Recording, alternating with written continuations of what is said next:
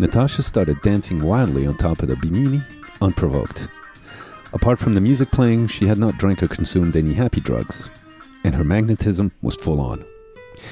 It was not until I studied the chart more closely for the next part of our journey that things started making sense. There is a magnetic anomaly here, a variation in the Earth's magnetic field because of rock below. It means your compass will go wonky. It messes up homing pigeons' navigational instincts. And I believe it does things to us which may explain the unexplained, like Natacha's behavior.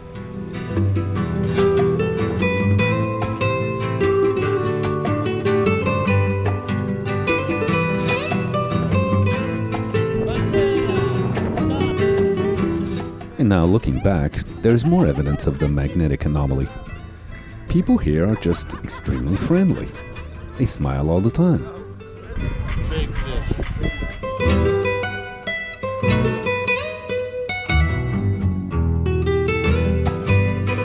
This island is called Sal.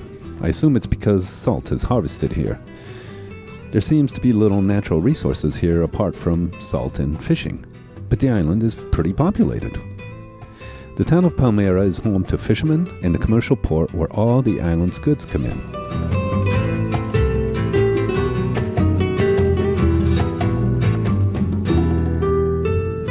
It's also the place to be on Sunday nights. The streets come alive around a few spots. The grills and food stands, a foosball table, a few bars, most notably one called Capricorn, where the DJ spins classic Cape Verde dance hits. It's reserved for people over 40 until 11 o'clock, so the younger folks gather and dance in front of the bar. While others play to another tune.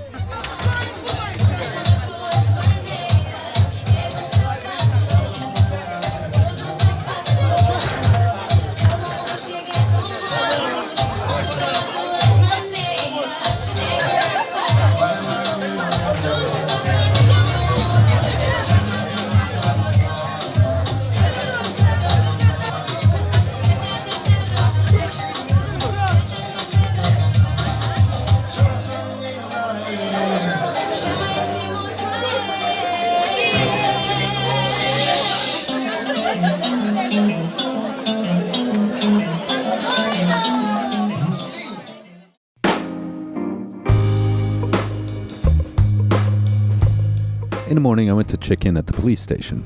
It's required when arriving at any new island. You fill out a form and they keep your vessel documents until you leave.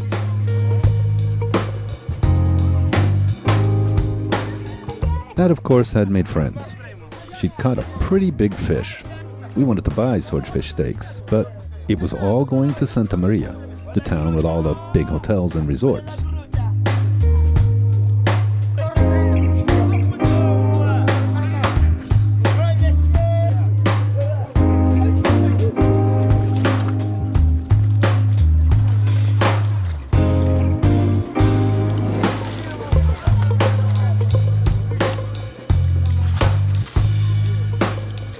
I bought 3 of these kind of fish, but Nat had her eye on something else, besides the good-looking spear fisherman. On Sunday night, we met Maria, who lives in the island's capital, Espargos. She invited us for cachupa. We're at Maria's house. She's made us cachupa. It's Cape Verde's national meal, but it looks different, looks good here, man. And she makes these amazing cakes. She makes cakes for birthdays, for baptism, for weddings, for everything. She has a cool little bakery business here. When not baking cakes, Maria works at the airport servicing the private jet clientele. She dropped a few names like Shakira, Brad Pitt, Michelle, and Barack Obama. Oh, le vieux cochon, il a trop de se sucer les doigts. J'aime le chocolat noir.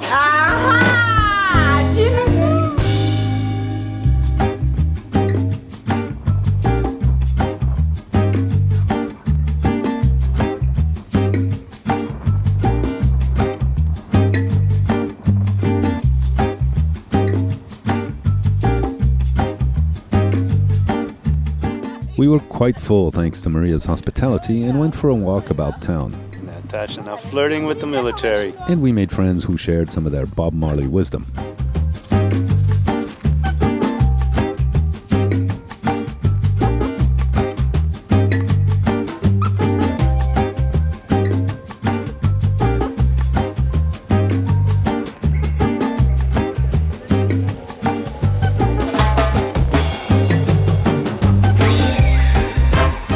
It's amazing how this desert island supports life. There's nothing here, yet there's a thriving population. Much of it is due to tourism, which has completely overtaken salt as the main economic engine. Yet here, you don't see many tourists except for one seen here, and the loaded airliners above.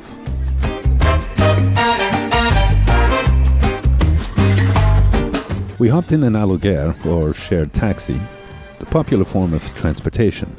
50 cents for the 8-kilometer ride back to Palmeira.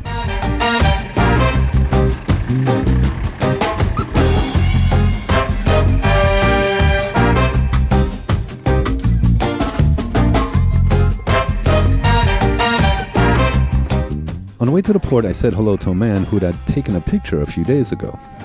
This is George. This is his house with the marlin. He's a fisherman. And Next thing you know, he invites us over. Magnetic anomaly? Surely. We had already been here 10 days, magnetically attracted to Palmeira. We had to detach and continue the voyage. On the morning we planned to sail, Natacha's magnetism attracted what she loves most: lobster. They only had one and the others are sea crickets. About $20 a kilo. Nat had provisioned for dinner. We can go. so here we go. We're off for another adventure. After spending just a little over a week here in Palmeira, we decided to circumnavigate the island of Sal. We're going to go around the northern coast and around to the other side where there seems to be an interesting anchorage there, and where there's the salinas, they're old salt mines. And apparently there you can go and bathe and float in the water like in the Dead Sea. So we're going to go check that out. It seems like it could be a good anchorage. The wind is relatively calm for the next few days. So we're going to go discover a bit of this island, and it should take about 4 hours. We'll see. The conditions were unusually calm for Cape Verde, perfect for our next adventure, a full circumnavigation of the island of Sal. We headed north, motor sailing until we could tack and get around the north side. It's the most exposed to the trade winds, which are often much stronger. Obviously, I picked a good day. Weather is my #1 security check priority. Pretty smooth sailing here.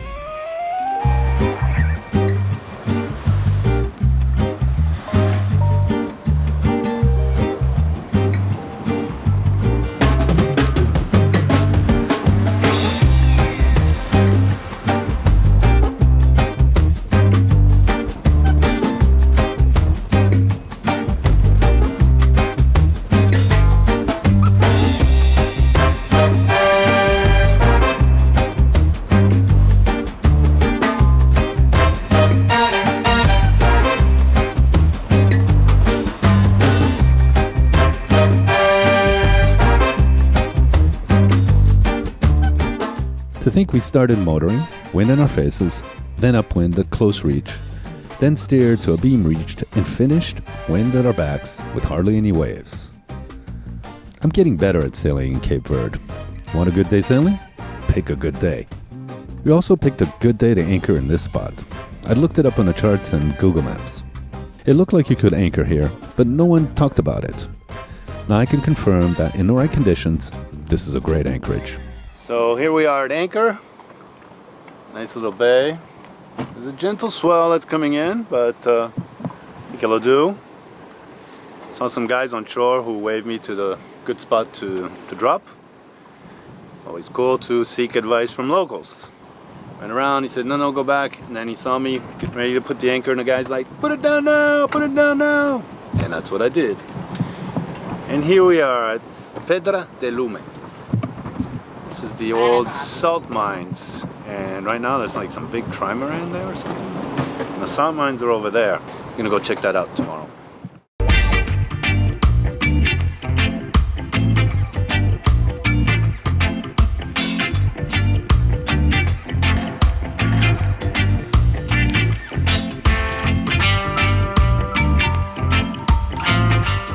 boat belongs to the Morabeza Hotel. They will use it to ferry guests to Boa Vista Island, about 20 miles south. And this is a good metaphor for the island today. The tourists have landed and invaded. And this whole business has almost been all blown away. And this is part of what's left of this once thriving industry.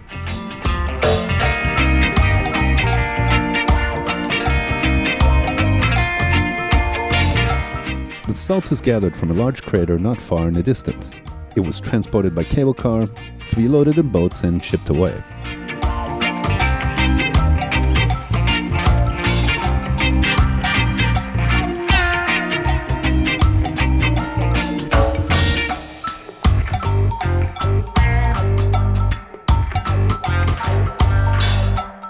I don't know how long these have been here, and wonder how long it will take for them to be just dust and wind, which will eventually happen.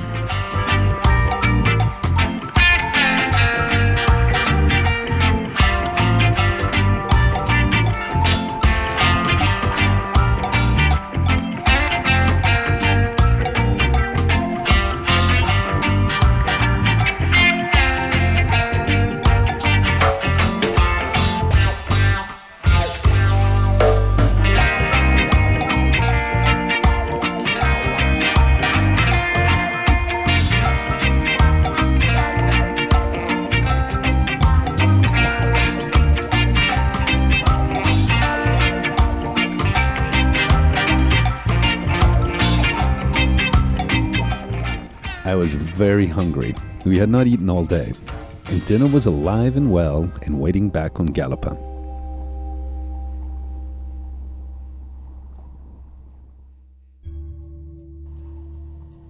Okay, you've been warned. This gets ugly.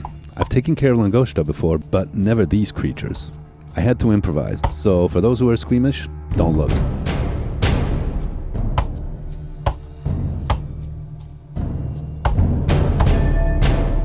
The shell is tough. There's no way I can drive a knife through its shell like a langosta.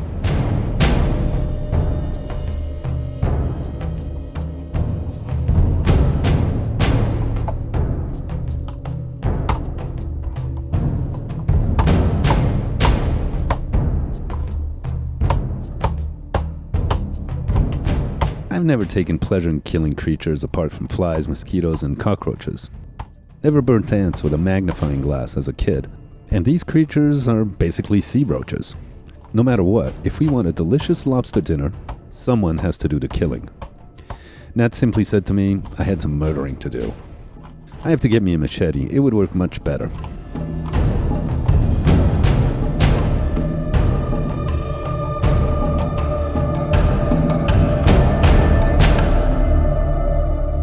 Finally, the killing was over. I cleaned them up in the ocean, and Nat went to work. She made a sublime saffron rice, boiled the shells for a broth, and grilled the tails in garlic, butter, and olive oil. Meanwhile, I caught up on some editing, and then admired the culinary masterwork. What a way to end a perfect day of sailing. Fantastic fresh seafood dinner and a great night's sleep, so that tomorrow we can visit the Salinas.